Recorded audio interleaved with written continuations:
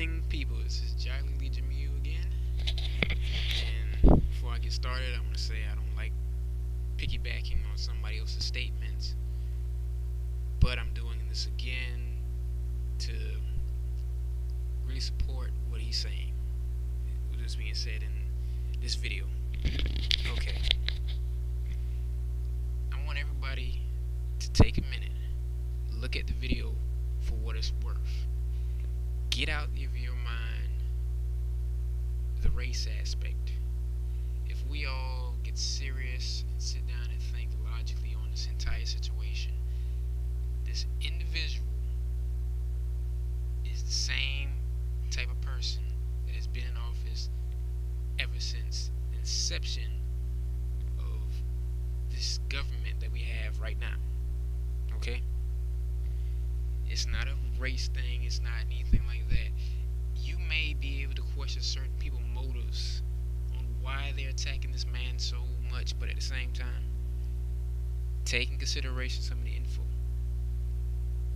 Put away this guilt feeling and this idea that, okay, Obama is the first black man, why is everybody attacking him, why this, why that. Look at the facts, look at the situation that is going on right now, and ask yourself, why would they choose him? Why are some people attacking him that you may not get this idea that maybe they're racist or bigot or whatever like that? Why am I not trusting of this individual as a black man?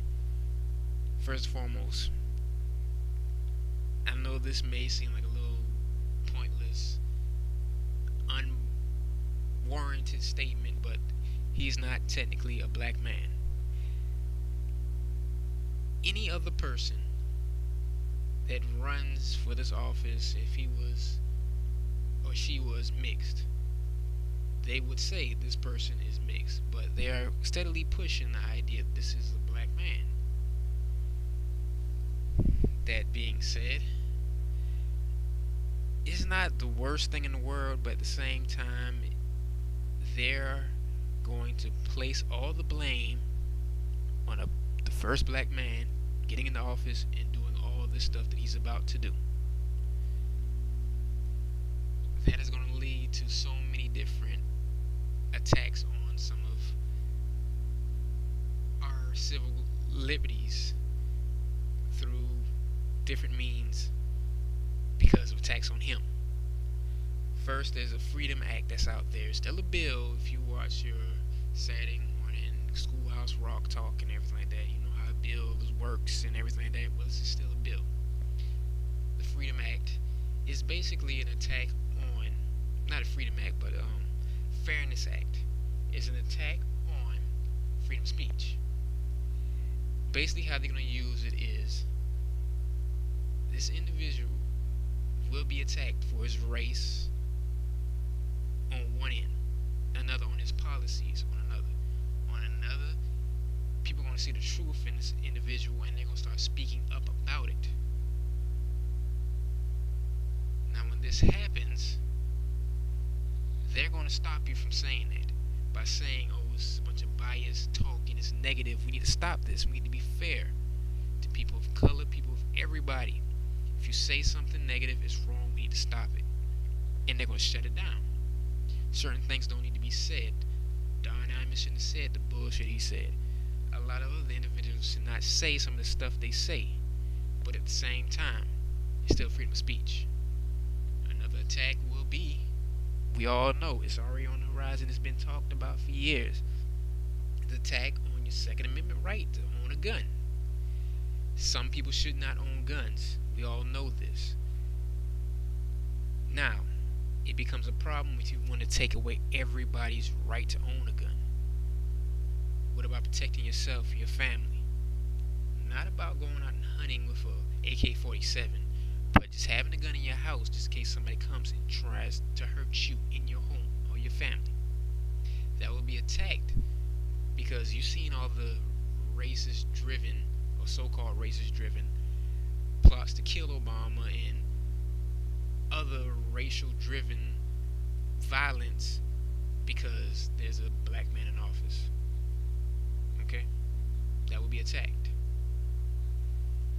There's so many other things, and I'm learning as I go along as well.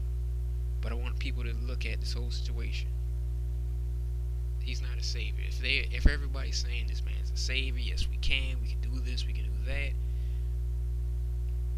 It's not about not holding back and just saying, okay, well, it's not something you have to worry about. Just go along with the momentum because it's change. This is great. This is history. Yes, it's history, but are you going to be a part of the change, or are you going to sit back and let somebody else say they're going to change things when they do the exact same thing, but it's called a different name with a different face? And lastly, I'm just going to touch on this.